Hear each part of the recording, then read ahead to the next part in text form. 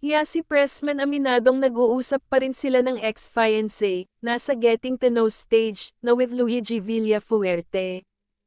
Nabigyan na ng linaw ang kumakalat na chika patungkol sa namumuong pag-iibigan ng aktres na si Yasi Pressman at Camarines Sur Governor Luigi Villafuerte.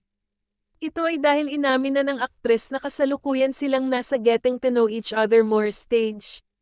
Sa isang exclusive interview na ipinalabas sa 24 na oras noong August 24, naikwento pa nga ni Yasi na halos isang dekada na silang magkakilala ng gobernador.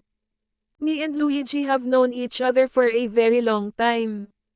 Parang 10 years na kaming magkakilala, say niya sa panayam.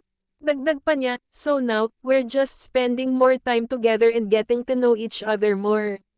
Bukod dyan ay may pakiusap si Yasi regarding naman sa recent breakup nila ng her ex-fiancé at businessman na si John Semira.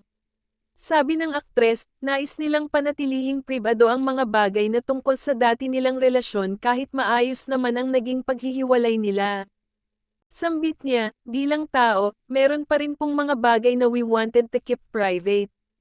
Pero okay lang, me and the people involved, lahat kami maayos at nag-uusap pa rin kami hanggang ngayon, aniya pa. Maguginita noong August 16, kinumpirma ni John na nag-break na sila ni Yasi sa pamamagitan ng inilabas na official statement sa kanyang Instagram account. Kasabay rin niyan ay pinabulaanan NNG negosyante ang isyong may ibang taong involved sa kanilang paghihiwalay. Unang umugang ang balitang hiwalay na sila ni Yasi dahil sa cryptic post ng aktres ukol sa kanyang pagiging single at independent woman.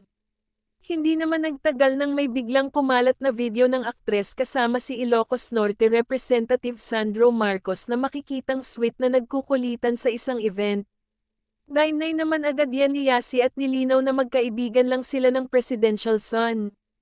Hindi naman natigil dyan ang romantic rumor sa aktres dahil iniugnay naman siya kay Luigi. Yan ay matapos bumandera ang kisang photo ng dalawa na kuha sa 74th Foundation Day ng Bombon sa Camarines Sur noong August 13.